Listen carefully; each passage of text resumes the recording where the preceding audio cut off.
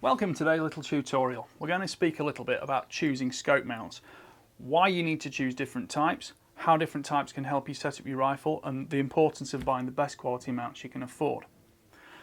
Looking at the types of mounts, you've got the first question has got to be, what type of mounting situation is it? Is it a Picatinny rail, is it a Dovetail, or is it a proprietary mount like the Steyr, for example, or a CZ? This Steyr rifle uses independent weaver mounts bolted onto the receiver itself.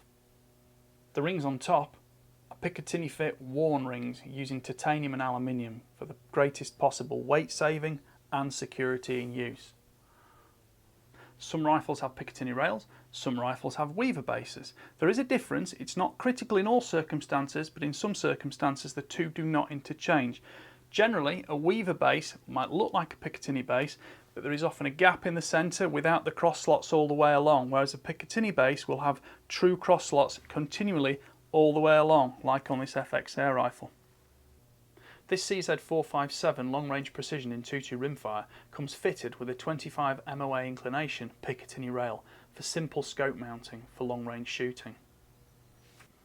This CZ457 synthetic comes fitted with an 11mm standard Dovetail rail machined into the steel of the receiver. This is a commonly seen system in either 9 or 11mm across the rimfire and air rifle world. It offers excellent versatility for eye relief and also scope length and positioning of the front and rear rings on the tube itself. Some scope bases fasten onto any rail or mounting system with Allen screws. Some use conventional hexagonal nuts, others use Torx bolts. I would always recommend using a torque wrench when assembling or replacing scope mounts.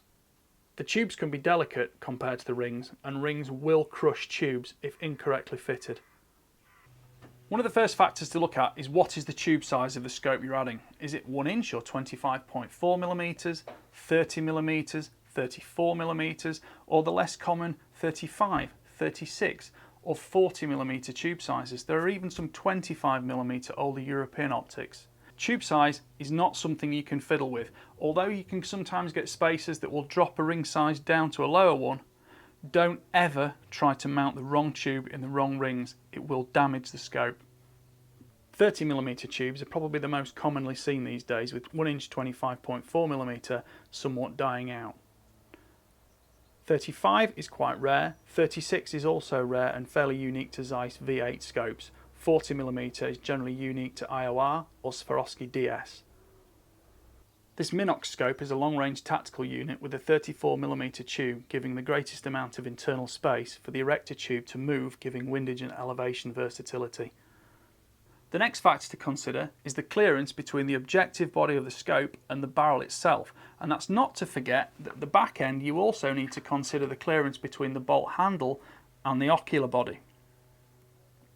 Various ring heights are available, but it's important to make sure you don't go too much taller than you have to do, because it does lift your head away from the stock, and although adjustable cheek pieces are becoming more and more common, they aren't always the ultimate answer. On the other side, people will say an air gap is enough between the scope body and the barrel. I personally don't think so. I think you want at least 2mm, because the barrel does vibrate harmonically when the bullet goes down it, and I have in the past had scopes there where it looked like there was clearance, and actually afterwards you could find out there was a small mark on the bottom of the scope's body, which goes to show where the barrel was rubbing against it. Do you need quick change mounting systems? Do you want quick release to swap between day optics and night vision or thermal imaging? That's a fact to put in there, and you go to things like Picatinny rails, which give you that capability on a bolt-on ring and not just a lever adjustable quick release. Don't get too confused about different manufacturers using the terms low, medium or high on mounts, because they're not actually generally interchangeable. I would work on the measurement itself to find out what the exact spacing is, because different mounts and different systems can use different measurement parameters, so for them to call them low, medium or high isn't necessarily useful to you. This demonstrates about the minimum clearance you ever want between the objective body and the barrel to allow for harmonics. You can go slightly smaller, but you have to be aware of the possible consequences if there is any intermittent impact, because it does affect your zero. On the other hand, keeping the scope quite low to the rifle is more akin to the original iron sights rifles were mostly derived for, and gives you a better cheek weld on the stock. That's about as much gap as I ever want between the objective body and the barrel itself, because it does lead to compromises with cheek weld on the stock.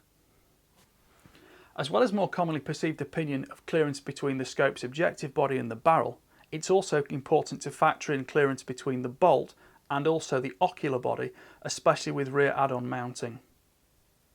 This is where 90 and 60 degree bolt lift can give you a versatile option on different rifles. Other additions you might think about: do you want additional factors of the rings themselves, perhaps an anti-cant bubble, or do you want one piece or two piece rings?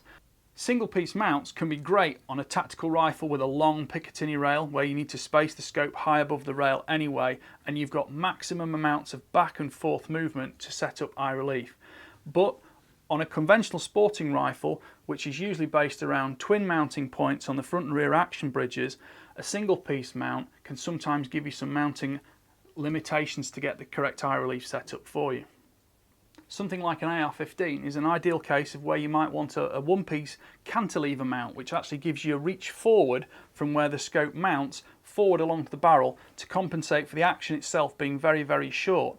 And I would always recommend go for the mounting system with the most versatility, because although long eye relief scopes can be great in theory, with up to 100mm eye of eye relief for magnum calibers, that's not always suitable for smaller proportioned air rifles or rim fires, where there isn't physically as much space on the action to mount the scope and keep it far enough away from your eye to get full sight picture without any vignettes on it. Scope rings with 2, 4 or 6 bolts on top all do the same thing.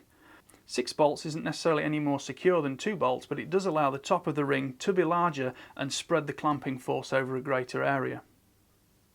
More importantly, for long range precision, you might want to get a mounting system, either an independent one-piece base with inclination built in of say 10 or 20 minutes of angle, or rings like these FX ones that are adjustable front and rear to allow you to cant the scope upward, which effectively makes the barrel point higher like that, giving you more elevation for longer distance shots. FX's no limit Picatinny rings fit this rail and allow independent adjustability of elevation front and rear to maintain the alignment for the tube, unlike shimming, which can bend tubes or leave indentations. Twin screws on the ring itself is not necessarily detrimental on a minimal recoiling rifle. Although a wider 6-screw ring is very secure, it does bring slight mounting compromises because of the availability of tube space to set correct eye relief. It's a factor worth considering. A 2-screw ring like these can give the greatest compromise for eye relief control, as well as the space between the rifle scope mounts on the action bridges or the top of the receiver. A Picatinny rail does give you perhaps the most versatility, but isn't appropriate in all circumstances, and some rifles do not appreciate having the ejection port blocked. You'll often see Picatinny rails, especially those made for rimfires, to have a central section relieved to allow capable ejection of spent brass. This stops the rail itself being a true Picatinny specification, but that doesn't necessarily diminish capability. What's most important is at the end of the day you don't compromise scope mounting, because during your shooting, during your travel, during the rifle being bumped and moved around in day-to-day use, poor scope mounting is like poor foundations on a house. The house will suffer for it. In terms of buying mounts, I would always spend the most you can afford. Mounts are available in different materials, mainly aluminium or steel, and there are often combinations of steel bolts and steel claws on an aluminium mount. You can even get things like titanium included, but the price obviously hikes because of this. What's most important is that the mounts are accurately made, and when clamped to the rail are not then bending the scope to fit the rail. These Nightforce ultralight rings feature CNC machined 7075 T6 aluminium with hard anodized finish on the body and titanium cross bolts and lower clamping jaw. Its unique construction style combines with state-of-the-art design. Lapping rings is not the thing it used to be. 30 years ago when that became popular, that's because rifles were not made with the accuracy they are made these days. Now everything should be correct and aligned to within thousandths of a millimetre, so don't get too concerned about lapping rings.